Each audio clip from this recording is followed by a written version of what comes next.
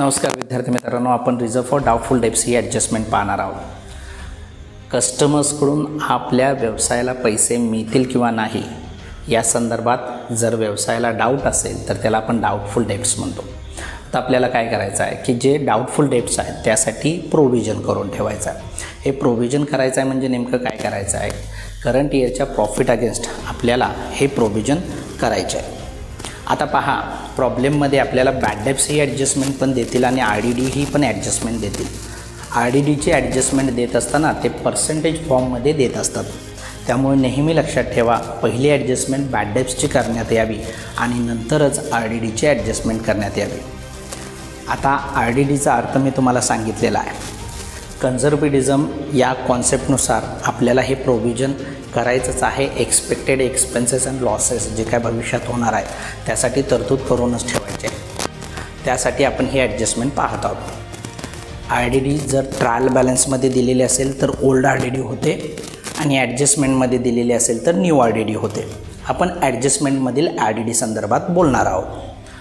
ॲडजस्टमेंटमध्ये दिलेली RDD आहे, तिचा पहिला इफेक्ट बॅलन्स शीटच्या असेट साईडला सन्ड्री डेटर्समधून न्यू RDD म्हणून लेस करायचा आहे आणि दुसरा इफेक्ट प्रॉफिट अँड लॉस अकाउंटच्या डेबिट साईडला ओल्ड बॅड डेब्ट्स असतील, न्यू बॅड डेब्ट्स असतील तर तिथं न्यू RDD ॲड करायचे आहे. थोडक्यात old bad debts, new bad डेब्ट्सची अमाऊंट नसेलच तिथं प्रॉफिट अँड लॉस अकाउंटच्या डेबिट साईडला, तर न्यू RDD आपल्याला आउटर कॉलममध्ये शो करायचे आहे. म्हणजे थोडक्यात दोन इफेक्ट तर आपल्याला डेफिनेटली घ्यायचेच आहे. आता पाहूया आपण ओल्ड RDD संदर्भात. म्हणजे जी RDD आपल्याला ट्रायल बॅलन्समध्ये दिलेली आहे तिला आपण ओल्ड RDD म्हणतो. आता ती RDD देत असताना ट्रायल बॅलन्समध्ये क्रेडिट कॉलममध्ये देत असतात, तिला ओल्ड प्रोव्हिजन म्हणण्यात येईल आणि तिचा एकच इफेक्ट प्रॉफिट अँड लॉस अकाउंटच्या क्रेडिट साईडला आपल्याला घ्यायचा आहे. समजलं?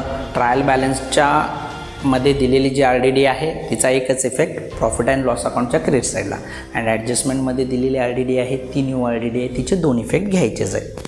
आता प्रॉब्लेममध्ये ओल्ड RDD आणि न्यू RDD दोन्ही दिलेले असतील तर त्याचा तुलनात्मकरित्या आपल्याला काय करायचा आहे, अभ्यास करायचा आहे. तुलनात्मकदृष्ट्या अभ्यास करायचा म्हणजे काय, तर समजून चला, ओल्ड RDDची अमाऊंट ही न्यू RDDच्या अमाऊंटपेक्षा कमी असेल तर old RDD profit and loss अकाउंटच्या क्रेडिट साईडला न घेता old bad debts, new bad debts आणि न्यू RDD जी प्रॉफिट अँड लॉस अकाउंटच्या डेबिट साईडला आहे त्या टोटलमधून ती ओल्ड RDD वजा करण्यात यावी आणि नेट इफेक्ट आउटर कॉलममध्ये घेण्यात यावा.